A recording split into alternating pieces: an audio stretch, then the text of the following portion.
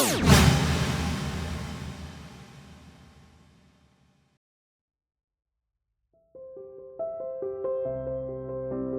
today, we are taking a core sample of a single human life. We're drilling down into July 13th across 3 decades of Don Bosco's leadership. Such a cool concept. It really is. So, for you, the learner, we've pulled a truly unique piece of source material for this deep dive.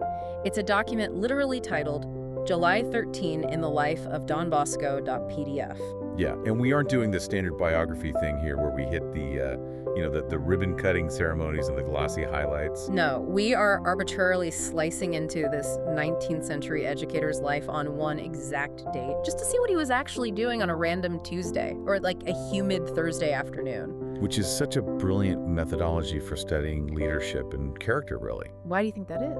Well, because when you do that, you catch the person in the messy, unfiltered reality of their work. You catch them drowning in paperwork, or mediating an interpersonal conflict. Or making those agonizing financial decisions. Exactly. It removes the halo effect. It shows you the actual everyday mechanics of how a person navigates their responsibilities. And the through line we are going to explore today is something, honestly, anyone leading a team, managing a household, or trying to build something from the ground up will instantly recognize. Oh, totally. It is that intense daily friction between carrying immense logistical burdens and trying to stay true to your core mission. Right. We're going to track this from the early hustle of the 1850s to his late life wisdom in the 1880s. Okay, let's unpack this. We're looking at the very first slice of our core sample. The year is 1854. Don Bosco's youth center in Turin, the Oratory, is experiencing this rapid, completely chaotic growth. And we find him writing a letter on July 13th to a countess. Right. And, on its face, it reads like incredibly mundane administrative correspondence. Just a standard calendar update. Exactly. He's setting up a meeting at the Convito Ecclesiastico, which was essentially a high-level theological training center for priests after their ordination. Okay. But hidden in the logistics of this letter is this rigid line he draws about recruiting. Right. He explicitly states that no one should be encouraged toward the priesthood unless they can be relied upon to live a life of absolute purity and genuine character. I have to push back on this a little bit, though, because if you look at the reality of his situation in 1854... The Oratory was bursting at the seams. Yes. He had hundreds of vulnerable boys relying on him. He was drowning in the sheer volume of work. Yeah. To put this in a modern context, it's like a tech startup that is scaling at breakneck speed. The servers are catching fire, the user base is exploding, and the founder desperately needs engineers. Right. But instead of just hiring anyone who knows how to code, the founder stubbornly refuses to lower incredibly strict, almost philosophical hiring standards.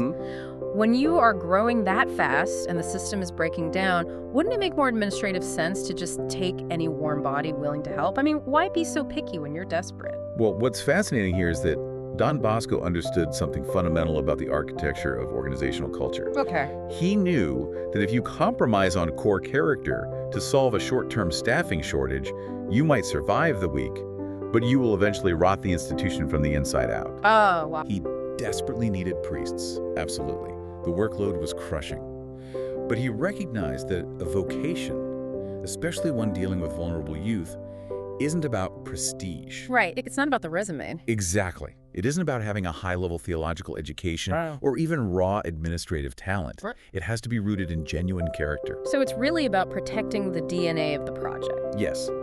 By choosing quality over quantity in that 1854 letter, he wasn't just doing HR triage. He was laying a cultural foundation. Right.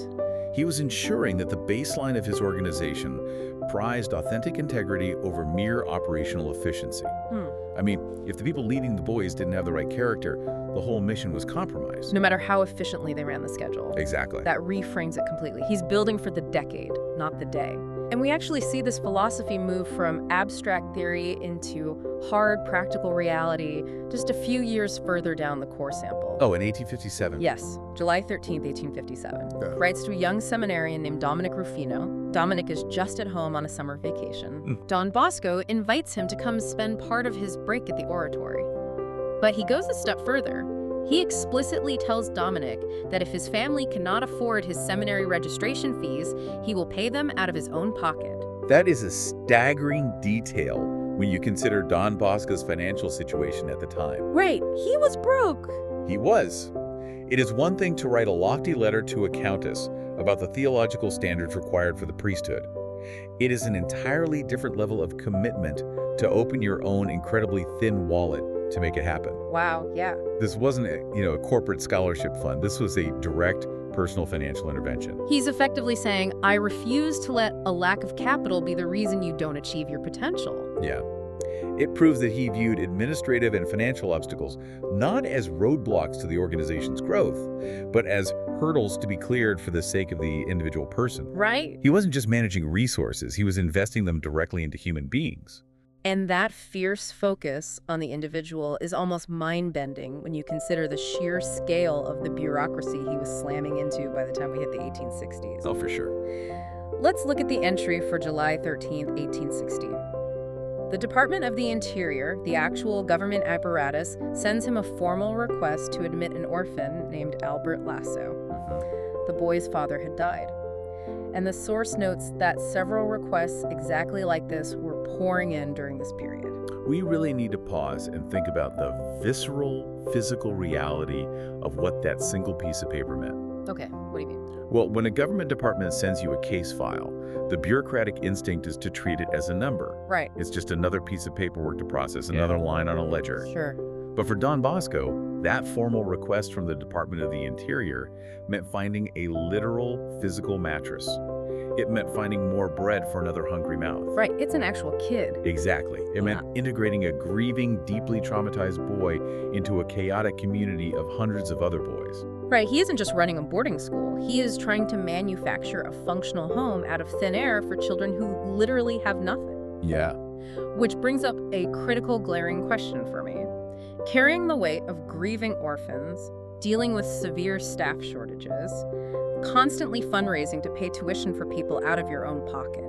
That's a lot. In any era, carrying that kind of administrative, financial, and emotional weight leads to one inevitable outcome: catastrophic burnout. Oh, 100%. You just collapse. How in the world did he survive that pressure cooker without losing his mind? That is the perfect question, because the antidote is actually found slightly earlier in our timeline. Oh, really? Yeah. If we look at July 13th, 1856, we find a very short, very revealing letter to a seminarian named James del Prado. Okay. Don Bosco announces that he is dropping everything. He writes that tomorrow he is leaving for St. Ignatius's shrine, and he's going completely off the grid for a week-long spiritual retreat. Wait, he just vanishes, complete silence. Yep. I have to say, in today's hustle culture, that sounds insane. It really does. If a CEO or a startup founder just vanished for a week during a period of massive growth, extreme financial worry, and operational chaos, the investors would panic. The board would probably try to oust them, honestly. Right.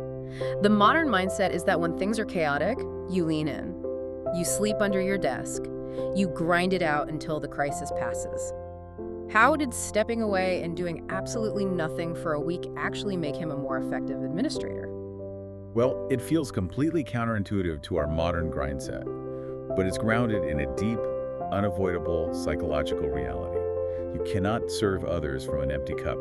That makes sense. Don Bosco's daily environment was sensory overload. He had hundreds of shouting boys, endless construction projects, constant visitors, and a mountain of correspondence. Just constant noise. If he had just put his head down and tried to outwork the chaos, his nervous system would have eventually fried. He would have become a machine. Efficient, maybe, but deeply cynical. He would have lost the warmth that made the whole project work in the first place. Precisely. He would have lost his compassion. That radical detachment, going completely silent for a week at a shrine, was not a vacation. Right. It was a strategic, necessary boundary to renew his own spirit. He understood the mechanics of his own limits. To continually give love and patience to traumatized orphans, he had to first go somewhere to be anchored in it himself. He had to metabolize the stress, or it would have destroyed him. And the results of that psychological grounding are just undeniable when we jump forward to July 13th, 1871. Oh, this is a great example. This perfectly illustrates the ripple effects of that inner peace. So it's the summer, and the 40 hours devotion is happening at the oratory. Right. Now, for some context, the 40 hours devotion is exactly what it sounds like. It's a grueling marathon of continuous prayer. Yep. And the source points out something anyone who has ever been around a courtyard of young boys knows. Recreation time is loud. Very loud. It is chaotic, sweaty, and energetic. They are running, yelling, playing games. But then, crowds of these highly energetic boys willingly leave their loud free time to follow Don Bosco into the sweltering silence of the church to pray. And the crucial detail here is that they weren't forced. Right. There was no attendance taken. There were no demerits for staying outside. They just followed him. Wow. This beautifully connects back to the boundaries he set during his retreat in 1856. Because Don Bosco prioritized his own spiritual and psychological grounding, the authenticity he carried was magnetic. That makes total sense. Kids can spot a fake. Kids, especially teenagers, have an unparalleled radar for hypocrisy. If he had just been a frazzled, burned-out administrator barking orders at them to go inside and pray, they would have resented him. Oh, they would have rebelled immediately. They would have seen right through it. But he didn't have to administratively mandate reverence. His example did the heavy lifting. He made silence and reflection look genuinely attractive because he authentically embodied it himself. Authentic leadership doesn't need coercion. That is such a profound concept. But, as we move further down the court sample into the 1870s, the scope of the challenge mutates. Yeah, things change fast here. The local magnetism of the oratory is working, but now the organization is exploding. We transition from local survival to global scaling. And with that, the pressures shift from local logistics to massive societal shocks. On July 13th, 1876, we pull a letter from Don Bosco to Father John Cagliero, who is actively working over in Argentina. Right. Don Bosco writes to tell him that 20 more Salesian missionaries are preparing to leave Italy to join him. Which is a logistical feat that is almost hard to comprehend in 1876. It really is. I'm trying to wrap my head around the sheer operational terror of this. This is managing a massive international supply chain and deployment operation before the invention of the telephone. Seriously, you're buying tickets, dealing with customs, coordinating ships. And the emotional weight is even heavier. Travel was incredibly slow, and diseases were rampant. Many of those 20 young people getting on that boat knew they were likely never coming back to Italy. Yeah. They were saying goodbye to their families forever. The sheer logistical and moral courage it took for Don Bosco to send people he loved across an ocean, knowing he might never see them again, just to spread the mission. Well, it's breathtaking. It really is. And in that same letter, he instructs Father Cagliero to send native Patagonian boys back to the oratory in Italy for their education. He's literally establishing a transatlantic exchange program in the 1870s. Right. His vision had transcended his own city. It had become entirely global. But, when your organization becomes that vast and visible, you also become a lightning rod for macro-level cultural and societal shocks. Definitely. Which brings us to the incredibly tense night of July 13th, 1881. This was a wild detail in the source material. A hostile mob in Rome actually attacked the funeral procession of the deceased Pope Pius IX. They tried to throw the Pope's body into the river. It was an event that sent absolute shockwaves across Italy and deeply rattled the Salesian community. Yeah. If we connect this to the bigger picture, we have to view this objectively as a moment of severe, terrifying external hostility. It sounds chaotic. It wasn't just a localized protest, it was a societal flashpoint. Now, for an administrator of a massive, highly visible religious organization, the natural executive instinct might be to panic. Right. You'd want to lock down. You might want to build walls, become defensive, or, militarize your followers against the broader culture. But Don Bosco absorbed that macro shock entirely differently. How so? He used this external hostility as a catalyst for his community to stand together, to strengthen their internal unity. He refused to let the panic of the outside world dictate the temperature of his internal mission. He essentially metabolized the fear of his staff and turned it into solidarity. He kept the focus entirely on what they could control. And that ability to stay centered really becomes the defining feature of our final segment in this timeline. As we enter the 1880s, the core sample shifts. Don Bosco's health is rapidly failing. He is suffering physically, his eyesight is going, and his focus visibly transitions. He is no longer micromanaging the transatlantic shipping routes or the day-to-day administration. Right. He is entirely focused on the long-term ethical stewardship of his legacy. We see this crystallize on July 13th, 1882, in a letter to Father Fenoglio. Yes. In this letter, he isn't dictating budgets or construction plans. He advises this priest to practice 3 very specific virtues: charity, patience, and sweetness. Sweetness. Yeah. He insists that these must be prioritized above all else and suggests accepting physical sufferings as a kind of spiritual gift. And considering Don Bosco was in severe physical decline himself at this point, this wasn't abstract, flowery advice. No, it was real. He was sharing the exact survival tactics he was using just to get through the pain of a normal day. Here's where it gets really interesting to me from a leadership perspective. Very often, when founders of massive institutions get older and their health fades, they become incredibly rigid. They get terrified that the empire they built will fall apart the second they die. So they become obsessed with rules, efficiency, and strict control. They want to tighten their grip to protect their legacy. But Don Bosco goes the exact opposite direction. He doubles down on sweetness. He trusts that radical kindness, not draconian rules, is the only thing that will sustain the institution after he's gone. But we absolutely shouldn't mistake that sweetness for naivete or like a lack of administrative sharpness. Right. He was still incredibly pragmatic, which is proven beyond a doubt just 3 years later, on July 13th, 1885. Okay, what happens then? Well, on this single day, the source gives us two major events that perfectly capture the tension of his late life wisdom. First, he is presiding over a meeting of the Superior Chapter. That's the core executive board of his organization. Okay. They're debating an invitation to take over a boys' reformatory in Trent. And again, you might expect the aging, big-hearted visionary to just bang his fist on the table and say, yes, take it, we have to save more boys. Exactly. Because that's the whole point of the mission. But he doesn't do that at all. No. He demands that the board carefully examine the finances, the staffing capabilities, the discipline required, and the long-term sustainability. He firmly insists that they cannot run this massive new project purely on enthusiasm. Because good intentions are dangerous if they aren't matched by good stewardship. Wow. If you take on a mission that you cannot sustainably support with your current resources, you will inevitably end up hurting the very vulnerable people you are trying to help. That is such a good point. Your staff will burn out, the funding will dry up, and the kids will suffer. It shows incredible executive restraint. But the second event on that exact same day, July 13th, 1885, is perhaps the ultimate test of his character. Oh, the lawyer Rufo estate. This blew my mind. Yeah. So we have this very wealthy benefactor, lawyer Rufo, who wants to donate his massive estate to support the Salesians' work in Vicenza. This is a game-changing, astronomical amount of money. But the benefactor's daughter strongly opposes the donation. Right. She writes to Don Bosco, deeply anxious and terrified that her family's financial interests and internal relationships are being harmed by her father giving this estate away. And we have to ask, how many modern organizational leaders, when faced with a massive, legally sound donation that they desperately need to fund their work, would actually fight for it? Almost all of them. Most would justify it instantly. They would say, well, the father wanted us to have it, the lawyer signed the paperwork, the funds will help orphans, so it's rightfully ours.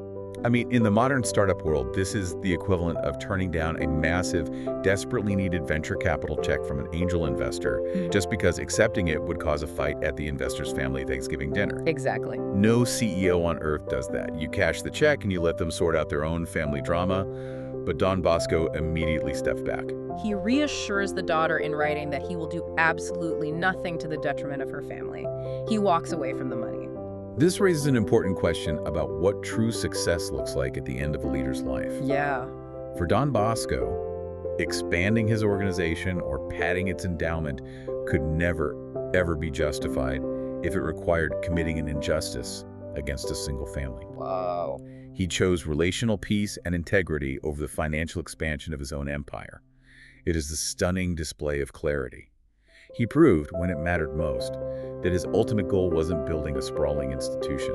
His ultimate goal was the well-being of people. So what does this all mean for us? For you, the learner, navigating your own responsibilities right now. Right. Whether you are trying to manage a chaotic household, leading a corporate team through a merger, running a startup, or just trying to survive the overwhelming information overload of modern life, Don Bosco's life offers a very clear, challenging blueprint. It really does. True legacy isn't built on the sheer volume of projects you complete.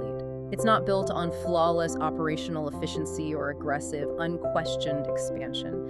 It is built entirely on how fiercely you protect your integrity and how you treat individual people when the pressure is highest. That really is the beauty of synthesizing this chronological core sample. When we look at this vertical slice, From the early hustle of finding physical beds for grieving orphans in 1860 to the radical psychological boundary setting of his silent retreat in 1856, Right. to the transatlantic logistical vision of 1876, all the way to prioritizing a daughter's peace of mind over a massive endowment in 1885. The trajectory is incredibly consistent. Yeah. It shows a man whose core values never wavered. Even as the scale of his work exploded from a small, noisy courtyard to a global congregation, his focus remained fiercely on the individual. He never let the machinery of the institution blind him to the human beings it was built to serve. It's an incredible through line, and it leaves me with this final thought, something I really want you to mull over today as you go about your work. Imagine if someone took a random date from your life, let's say October 4th, and they pulled every email you sent, every quick text message you fired off, every major financial or personal decision you made on that exact date, October 4th, tracked over the last 10 years. Wow. If they pulled a core sample of your life, what invisible through line would emerge about your character? What would your recurring ordinary days reveal about what you truly value when no one is watching? It is a powerful, almost intimidating mirror to hold up to ourselves. It really is. Because as this document so clearly demonstrates, history doesn't just remember our best, most curated, polished moments. Our actual legacy is written in the mundane, stressful decisions we make on a random Tuesday in July. Well said. We've drilled down deep into the glacier today, and the history we found was pretty remarkable. Thank you so much for joining us on this deep dive. Until next time, keep learning, keep looking for those hidden patterns, and we'll catch you on the next one.